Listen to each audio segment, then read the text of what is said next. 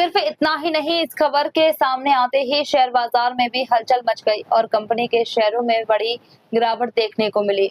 लेकिन सबसे बड़ा सवाल, क्या यह खतरा सभी पतंजलि उत्पादों पर या सिर्फ एक बैच तक सीमित है?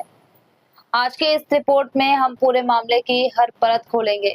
केरल की खाद्य सुरक्षा जांच में गेहूं के आटे के एक बैच में तय समय सीमा से अधिक क्लोरपाइरीफॉस मिलने का दावा। कंपनी ने कहा, मामला केवल एक बैच तक सीमित, बाकी उत्पाद सुरक्षित। रोजाना लाखों घरों में बनने वाली रोटी अचानक चर्चा के केंद्र में आ गई। योग गुरु बाबा रामदेव से जुड़ी कंपनी पतंजलि फूड्स का गेहूं का आटा अब खाद्य सुरक्षा जांच और शेयर बाजार में सुर्खियों में है। वजह है केरल के कोट्टायम में खाद्य सुरक्षा विभाग के जांच, जिसमें कंपनी के गेहूं के आटे के एक बैच में क्लोरोपाइरीफॉस नामक कीटनाशक के अवशेष निर्धारित कानूनी सीमा से अधिक पाए जाने वाला दावा किया गया है। इसके बाद संबंधित बैच को बाजार से वापस मंगाने के आदेश जारी कर दिए गए हैं। इस घटनाक्रम के सामने आने के बाद जहां उपभोक्ताओं के मन में कई सवाल खड़े हो रहे हैं, वहीं शेयर बाजार में भी इसका असर दिखाई दिया और पतंजलि फूड्स के शेयर दबाव में आ गए हैं। हालांकि कंपनी ने स्पष्ट किया है कि यह कार्यवाही केवल एक विशेष बैच तक सीमित है और उसके अन्य उत्पादों की गुणवत्ता या सुरक्षा पर इसका कोई प्रभाव नहीं है।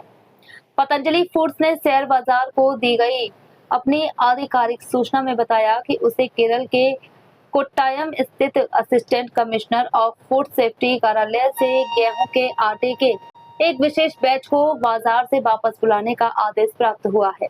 कंपनी के अनुसार यह आदेश 20 जुलाई को जारी किया गया था, जबकि इसकी जानकारी कंपनी को 24 जुलाई को प्राप्त हुई। खाद्य सुरक्षा अधिकारियों द्वारा की गई जांच में संबंधित बैच के नमूनों में क्लोरपाइरीफॉस की मात्रा निर्धारित अधिकतम सीमा से अधिक पाई गई है।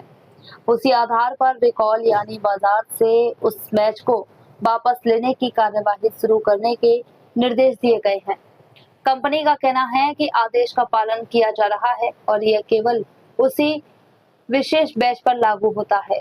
यह वह सवाल है जो सबसे अधिक चर्चा में है, लेकिन उपलब्ध आधिकारिक जानकारी के अनुसार ऐसा नहीं है। पतंजलि फूड्स ने स्पष्ट किया कि मामला केवल गेहूं के आटे के एक विशेष बैच से जुड़ा है। कंपनी ने यह भी कहा कि उसके अन्य उत्पाद या अन्य बैच इस आदेश के दायरे में नहीं आते हैं।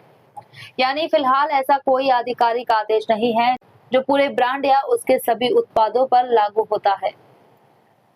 क्लोरपाइरीफॉस एक ऑर्गेनोफॉस्फेट वर्ग का कीटनाशक है, जिसका उपयोग कृषि क्षेत्र में फसलों को कीटों से बचाने के लिए किया जाता है। कई देशों में इसके उपयोग को लेकर समय समय पर नियमों में बदलाव किए गए हैं और खाद्य पदार्थों में इसकी अधिकतम अवशेष सीमा निर्धारित की गई है। कृषि विशेषज्ञों के अनुसार फसल पर कीटनाशकों का उपयोग यदि वैज्ञानिक तरीके से किया जाए और कटाई से पहले पर्याप्त समय दिया जाए तो अवशेष नियंत्रित सीमा के भीतर रहते हैं। लेकिन यदि अवशेष तय मानकों से अधिक पाए जाते हैं तो खाद्य सुरक्षा एजेंसियां कार्यवाही करती है। विशेषज्ञों के अनुसार यदि क्लोरपाइरीफॉस की मात्रा लंबे समय तक यह अधिक स्तर पर शरीर में पहुंचती है तो यह स्वास्थ्य पर प्रतिकूल प्रभाव डाल सकती है। संभावित प्रभावों में शामिल है सिर दर्द, चक्कर आना, मतली या उल्टी, पेट संबंधित परेशानी, अत्यधिक संपर्क की स्थिति में तंत्रिका तंत्र पर प्रभाव। हालांकि किसी व्यक्ति के स्वास्थ्य पर वास्तविक प्रभाव इस बात पर निर्भर करता है कि उसने कितनी मात्रा में और कितने समय तक उस पदार्थ का सेवन किया है। केवल किसी उत्पाद में अवशेष मिलने का अर्थ यह नहीं होता कि हर उपभोक्ता को समान स्वास्थ्य जोखिम होगा। खाद्य सुरक्षा व्यवस्था में रिकॉल एक सामान्य नियामकीय प्रक्रिया है। जब किसी उत्पाद के किसी बैच में गुणवत्ता या सुरक्षा से जुड़ी संभावित समस्या सामने आती है, तब संबंधित बैच को बाजार से वापस मंगाया जाता है ताकि उपभोक्ताओं तक वह उत्पाद आगे ना पहुंचे। रिकॉल का उद्देश्य उपभोक्ताओं सुरक्षा सुनिश्चित करना होता है। इसका अर्थ यह नहीं होता कि पूरे ब्रांड के सभी उत्पाद असुरक्षित हैं। इस खबर का असर निवेशकों की धारणा पर भी पड़ा। रिपोर्टों के अनुसार पतंजलि फूड्स के शेयरों में गिरावट दर्ज की गई। बताया गया है कि कंपनी का शेयर अपने उच्च स्तर लगभग 552 से गिरकर 344 के आसपास कारोबार करता दिखाई दिया, यानी इसमें लगभग 208 की गिरावट आई है। यह अपने उच्च स्तर से लगभग 37.74% नीचे पहुंच गया है और अपने 52 सप्ताह के निचले स्तर 328.20 के करीब कारोबार करता दिखाई दिया। हालांकि शेयर बाजार में उतार चढ़ाव कई कारणों से होते हैं और किसी एक खबर का प्रभाव बाजार की समग्र परिस्थितियों, निवेशकों की धारणा तथा अन्य आर्थिक कारकों पर भी निर्भर करता है। विशेषज्ञों का कहना है कि घबराने की बजाय सतर्क रहना अधिक जरूरी है। यदि किसी उपभोक्ता के पास पतंजलि बैच का उत्पादन है और वह आधिकारिक रिकॉर्ड सूची में शामिल है, तो कंपनी या खाद्य सुरक्षा विभाग के निर्देशों का पालन करते हुए किसी भी खाद्य उत्पाद को लेकर सोशल मीडिया पर वायरल हो रही अपुष्ट जानकारी पर भरोसा करने के बजाय केवल आधिकारिक सूचना पर ही विश्वास करना चाहिए। अब निगाहें इस बात पर रहेंगी कि रिकॉल प्रक्रिया कितनी तेजी से पूरी होती है और आगे की जांच में क्या निष्कर्ष सामने आते हैं। यदि आवश्यकता हुई तो खाद्य सुरक्षा विभाग अतिरिक्त जांच या अन्य नियामकीय कदम भी उठा सकता है। दूसरी ओर पतंजलि फूड्स के लिए यह उपभोक्ताओं का विश्वास बनाए रखने की भी बड़ी चुनौती होगी। कंपनी ने फिलहाल यह दोहराया है कि यह मामला केवल एक विशेष बैच तक सीमित है और उसके अन्य उत्पाद सामान्य रूप से उपलब्ध रहेंगे। यह मामला खाद्य सुरक्षा व्यवस्था की गंभीरता और निगरानी तंत्र की सक्रियता भी यह मामला खाद्य सुरक्षा व्यवस्था की गंभीरता और निगरानी तंत्र की सक्रियता को भी दर्शाता है। जांच में एक बैच में निर्धारित सीमा से अधिक कीटनाशक अवशेष मिलने के बाद नियामक एजेंसी ने रिकॉल का आदेश दिया है और कंपनी ने इसकी जानकारी सार्वजनिक की। फिलहाल उपलब्ध आधिकारिक जानकारी के अनुसार यह कार्यवाही केवल एक विशेष बैच तक सीमित है। आगे की जांच और नियामकीय प्रक्रिया पूरी होने के बाद ही इस मामले की पूरी तस्वीर स्पष्ट होगी। तब तक उपभोक्ताओं के लिए सबसे उच्च यही है कि वे केवल प्रमाणित और आधिकारिक जानकारी पर भरोसा करें तथा किसी भी अफवाह से बचें। याद रखना, किसी व्यक्ति का जीवन हो, परिवार का या समाज के सामने किसी जनपद की पहचान का मामला हो, वो महत्वपूर्ण होता है। समाजवादी पार्टी ने इस पहचान के सामने प्रश्न लगा दिया था, प्रश्न चिन्ह लगा दिया था। हमने उस प्रश्न चिन्ह को मिटा करके आज आपको एक पहचान दिलवाई है। डबल इंजन की भारतीय जनता पार्टी की सरकार ने किया है।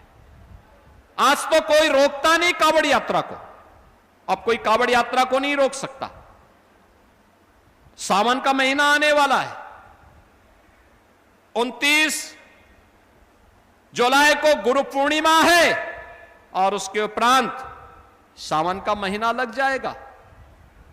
कांवड़ यात्राएं शुरू हो गई हैं। पहले समाजवादी पार्टी कहती थी कांवड़ यात्रा नहीं होने देंगे, शिव भक्त जाएंगे दंगा हो जाएगा।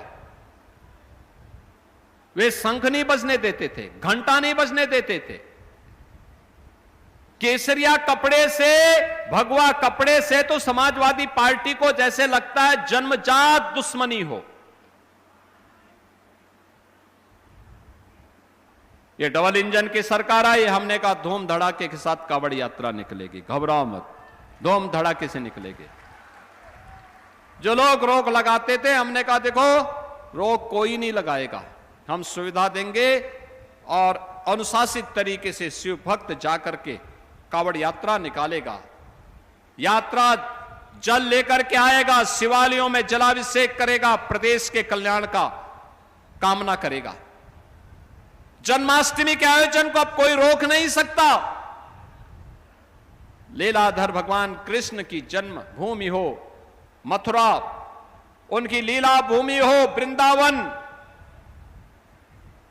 या फिर मैनपुरी इटावा हो, या फिर उत्तर प्रदेश के किसी भी जनपद में ये आयोजन भव्यता के साथ हो रहे हैं।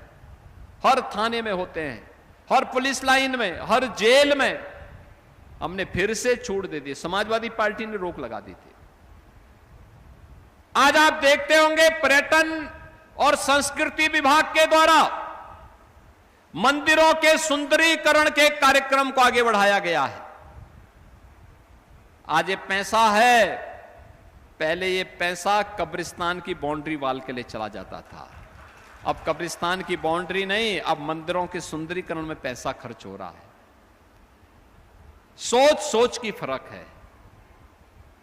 वे हमारे पर्व और त्योहार को रोकते थे,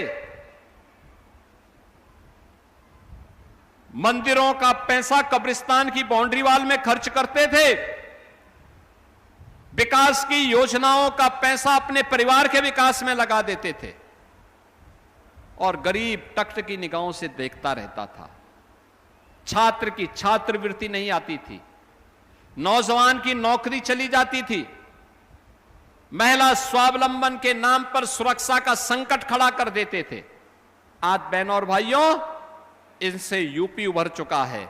नए यूपी के लिए आपका जो भी राय होगी, उस नए और विकसित यूपी के लिए मैनपुरी को भी तैयार होना है और मैनपुरी को तैयार करने के लिए आज मुझे आपके बीच में 682 करोड़ रुपए की इन परियोजनाओं की सौगात देने का अवसर प्राप्त हुआ है।